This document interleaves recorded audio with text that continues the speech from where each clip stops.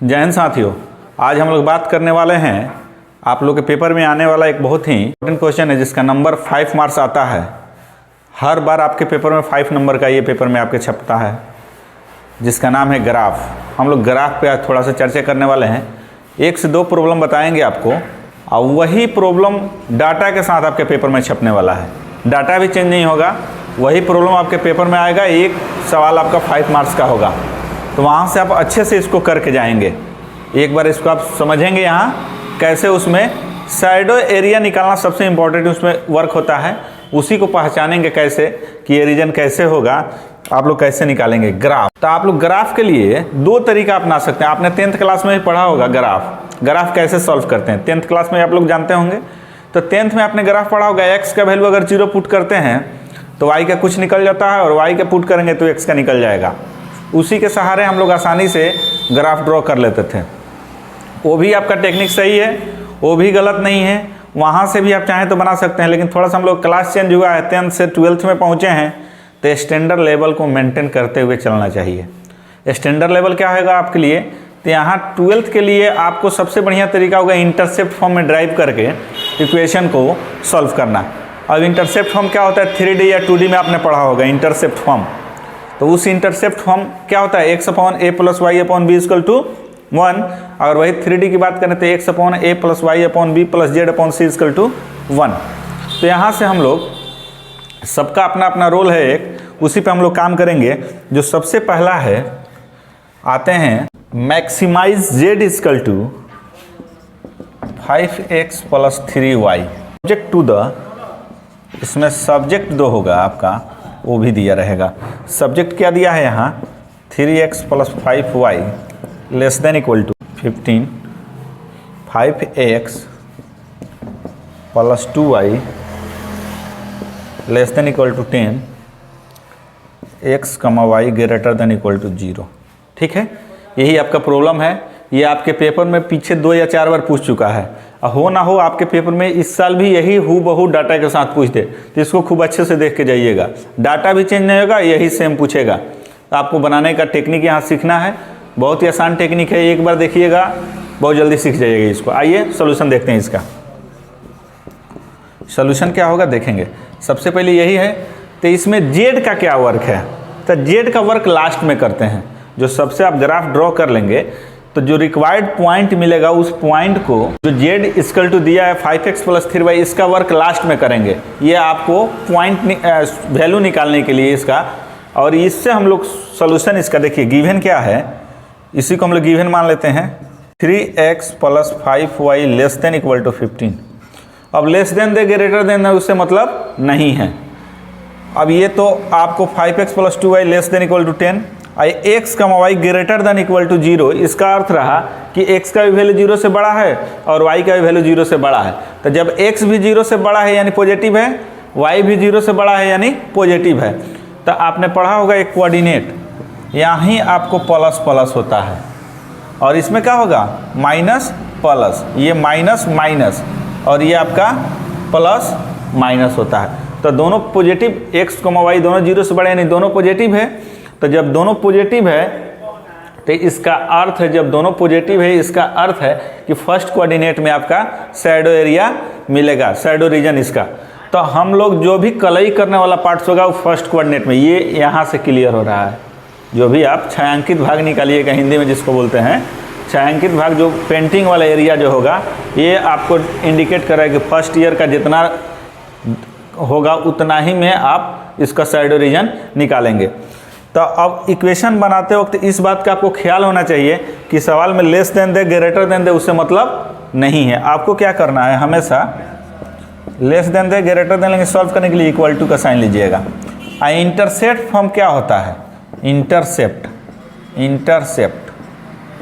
Form, उसमें क्या किया जाता है? x upon a plus Y upon B equal to 1।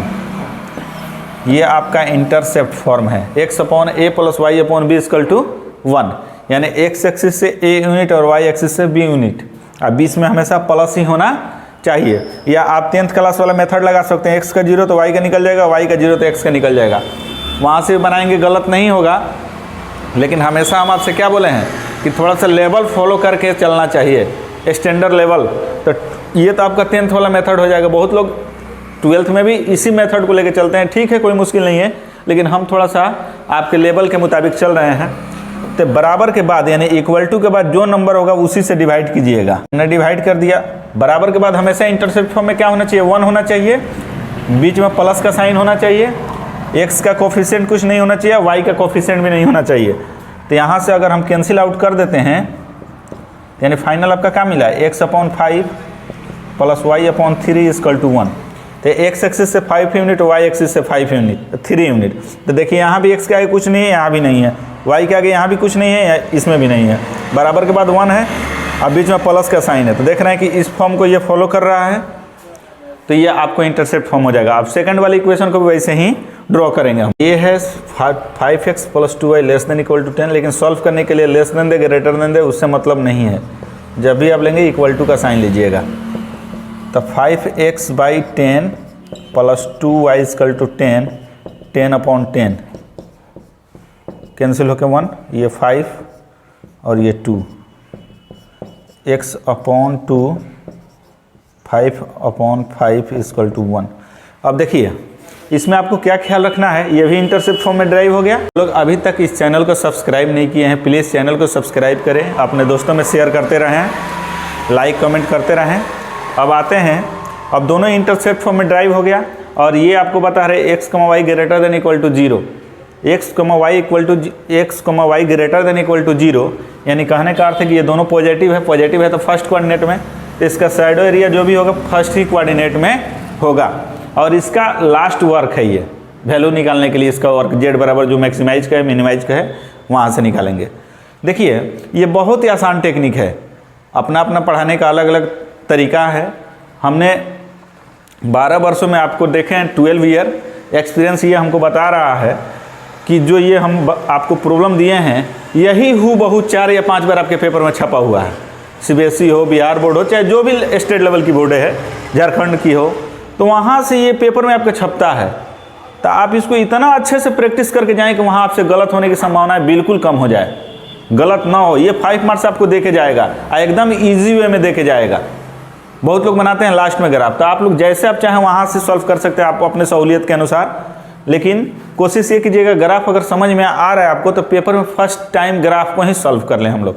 अगर ग्राफ आप सॉल्व कर लेते हैं तो एकदम गलत होने का चांस, क्योंकि लास्ट जो टाइम होता है उसमें बच्चे ज़्यादा परेशान होते हैं, माइंडली रूप से उतने नहीं होते हैं, गलत होने की संभावनाएं ज़्यादा होती है। तो आप लोग पेपर में क्या कीजिएगा, फर्स्ट टाइम शुरू में ही ग्राफ को अगर बनने वाला हो तब, न बनने वाला हो तो छोड़ देंगे। लेकिन हम जैसे आपको बता रहे हैं इस तरीक़ा से आपको गलत होने की संभावनाएं कहीं से है नहीं। एकदम एक बार आप देखिएगा, सीख जाइएगा, हूबहू यही आपके पेपर में छपने वाला है, डाटा भी चेंज नहीं होगा। तो इसको अच्छे से आप लोग कर लीजिएगा। इसको एक लाइन ड्रॉ करते हैं, ये आपका x एक्सिस है और ये आपका y एक्सिस है, ठीक है।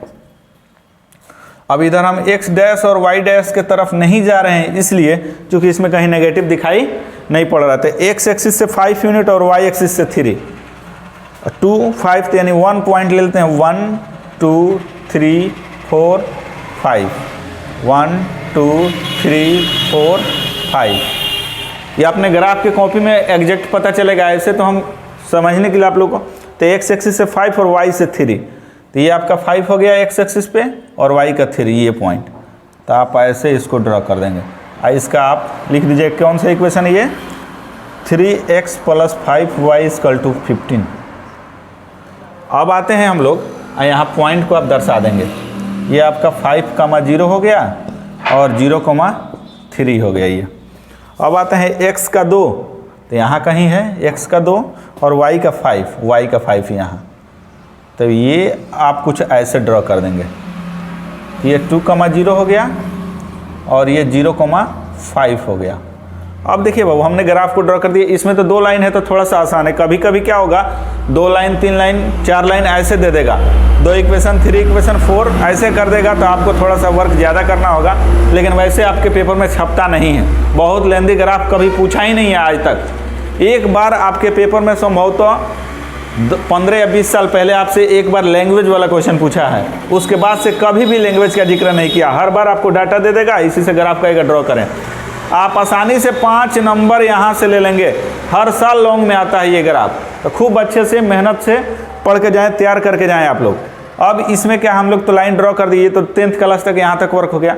अब मेन वर्क क्या है आप लोग उसको समझेंगे।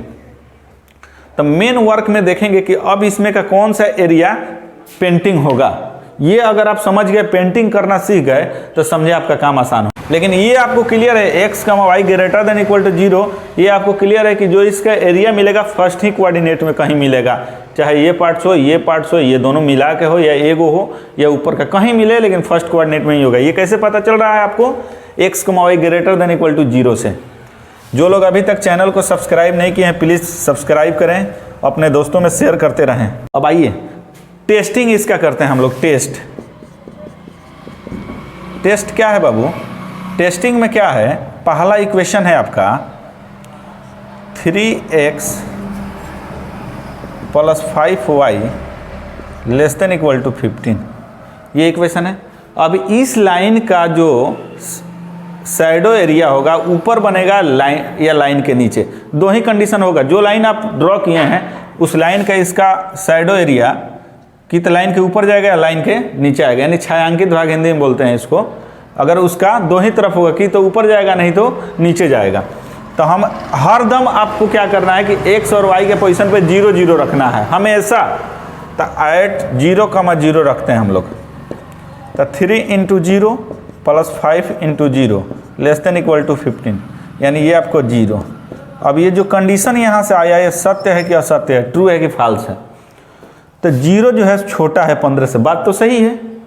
15 बड़ा है, जिधर मुंह खुला होता है वो बड़ा का साइन होता है।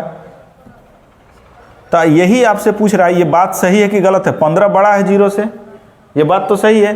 तो जब सही होगा तो जिस लाइन के लिए चेक करें उसका छायांकित भाग लाइन के नीचे होगा। ये लाइन है, इसका लाइन के नीचे होगा छाया। कहाँ तक? ये एरो क्या बता रहा है कि यहीं एरो उसका नीचे की तरफ इसका छाया बनेगा। अब इधर नहीं एरो खींचेंगे क्योंकि ये सेकंड कोऑर्डिनेट हो जाएगा, ठीक है? क्योंकि ये बता दिया था पहले ही आपको, x, y greater than equal to 0 बताते हैं कि इसका जो भी आप छाया बनाएंगे लाइन के नीचे और फर्स्ट कोऑर्डिनेट में ही बना सकते हैं। अब सेकंड वाला हम टेस्ट करते हैं। सेकंड इक्वेशन क्या है बाबू आपका? सेकंड इक्वेशन नाम इसका नहीं लिखे हैं हम लोग। 2x + 5y 2x + 5y less than equal to 10, ये है। अब इसके लिए हम लोग चेक कर रहे हैं 2x + 5। ये आप पेपर में दिखाएंगे नहीं, ये टेस्टिंग, ये मन में ही आपको सिर्फ बताने के लिए कैसे हम कर रहे हैं। यहाँ भी 0 पुट कीजिएगा, यहाँ भी 0। अब ये आपके पास ये होना चाहिए कंडीशन कि हर दम, तो ये भी 0 10 से बड़ा है, सॉरी 10 बड़ा है 0 से, बात तो सही है। तो सही है तो लाइन के नीचे, ठीक है? अब ये नहीं कि हम 0 0 बदल देंगे, पूरा ग्राफ का सवाल जितना दिया है उस सब में आप 0 0 पुट कीजिएगा, आपको आसानी से पता चल जाएगा कहाँ से ड्रॉ करेंगे, कहाँ से रिक्वायर्ड एरिया होगा, ठीक है? तो जैसे ही आप इसको पुट कर लिए आप, तो पुट करने के बाद आप देख रहे हैं कि इतना दूर ये और ये इतना दूर में सिर्फ एक ही लाइन का एरो दिखाई दे रहा है। ये वाला एरिया जो है इसमें सिर्फ यही लाइन का एरो दिखाई दे रहा है। लेकिन ये एरिया एक ऐसा है जिसमें दोनों लाइन का एरो आ रहा है, इस लाइन का भी एरो आ रहा है और इस लाइन का भी एरो आ रहा है। तो आपको कोशिश ये करना है कि अगर 2 लाइन है तो मैक्सिमम लाइन का एरो कितने दूर में एक जगह इकट्ठित दिखाई पड़ रहा है, एक जगह। तो इस अगर पार्ट को आप कलाई करते हैं, शैडो इसका रीजन निकालेंगे, तो इसमें सिर्फ एक ही लाइन का छाया बनेगा, इसमें एक ही लाइन का। लेकिन ये इतना पार्ट है जिसमें दोनों लाइन का, तो 2 लाइन लिए हैं तो दोनों लाइन का छाया एक जगह कितना दूर में बन रहा है, वही रिक्वायर्ड एरिया होगा। तो यानी आपका पेंटिंग वाला एरिया ये हो जाएगा, ठीक है? इसको हम काहे नहीं पेंट कर रहे हैं? इसको इसलिए पेंट नहीं करें कि इसमें एक ही लाइन का छाया बन रहा है, शैडो रीजन इसका हो रहा है। इसमें भी इतना दूर में भी एक ही लाइन का, लेकिन ये ऐसा है कि दोनों लाइन का इसमें आ जा रहा है। तो 2 लाइन लिए हैं तो दोनों लाइन का छाया एक जगह होना चाहिए। तो इसी को आप लोग बोलेंगे क्या? Required area. अब इसमें कई को आपको कर्नर मिला है, अब इस कर्नर पे हम लोग बात करने वाले हैं। तो कर्नर क्या है? इसको आप लोग ए मान लीजिएगा, मान लेते हैं ये 1 है और ये 2 है, तो दोनों के बीच में 1.5 ले लेते हैं। ये 1 ये 2 लिए हैं, और ये आपको 3 है और ये 2 है, तो आपने मन से लिए हैं तो 2.5 भी ले लेते हैं इसको। A, B और C, ये तीनों पॉइंट को, और ये तो ओरिजिन है ही, इस तीनों पॉइंट के बारी बारी से जेड में देखते हैं कि किस पॉइंट पर मैक्सिमाइज कर रहा है तो मैक्सिमाइज वाला देगा, और मिनिमम का होता तो मिनिमाइज वाला।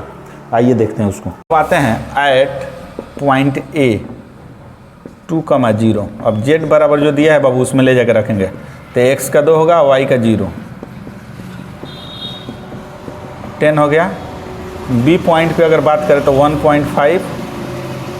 ये आपको ग्राफ के कॉपी में ड्रा कीजिएगा तो ये डाटा चेंज भी हो जाएगा, ये कोई जो नहीं कि हम जो लिखे हैं वही आएगा, चूँकि ये तो अपने मन से लिखे हुए ऐसे इमेज करके मान लिए हैं कि इतना होगा, जस्ट इमेजिंग।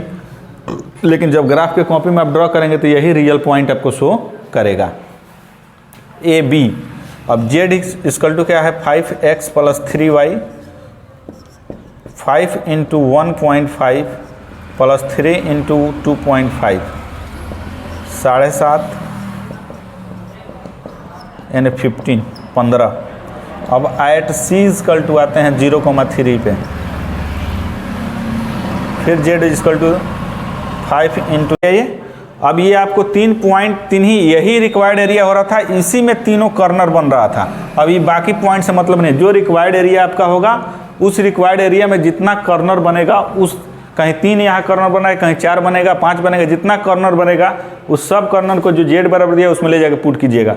अब एक पॉइंट हम लोग रखे थे तो आपको 10 मिला, एक जगह 15 मिला, एक जगह 9 मिला है। तो ये सवाल में पूछ रहा था मैक्सिमाइज, तो Z has maximum at point 1,5 और 2,5। इस पॉइंट पे क्या हो रहा है, मैक्सिमम हो रहा है, तो जेड बराबर 15 आंसर। अगर यही पूछ देता मिनिमाइज, तो मिनिमाइज में सबसे कम इसमें कौन सा मिल रहा है 9, तो 9 होता अगर ये मिनिमाइज और कहता तो इस तरह का डाटा आप लोग के सामने दिया रहेगा। तब इसको आप कैसे सॉल्व करेंगे, एक क्लास में बस एक और लिख देते हैं, उसको भी आप लोग बना लीजिएगा। उस दोनों सवाल को सिर्फ तैयार करके जाइएगा, तीसरा नंबर सवाल तैयार करने की जरूरत नहीं, 2 सवाल जाइए तैयार करके, इसी 2 में से कोई एक आपके पेपर में छप जाएगा। तो आप उसको हम नोट कर देते हैं, उसको आप घर में ट्राई करेंगे। बहुत ही आसान चीज़ है, बहुत छोटा चीज़ है, अच्छे से इसको बनाइए, प्रैक्टिस कीजिए। ये आपके पेपर में हर साल आता है, ये फेल नहीं करता है कभी। एक और सवाल है, मिनिमाइज उसमें निकालना है आपको। अगर जो लोग NCERT पढ़ना चाहते हैं, RD शर्मा पढ़ना चाहते हैं, वो सब आपके इस चैनल पे फ्री ऑफ कॉस्ट मिलने वाला है। नेक्स्ट मंथ से A to Z इस वीडियो को हम डालेंगे चैप्टर बाय चैप्टर सोल्यूशन।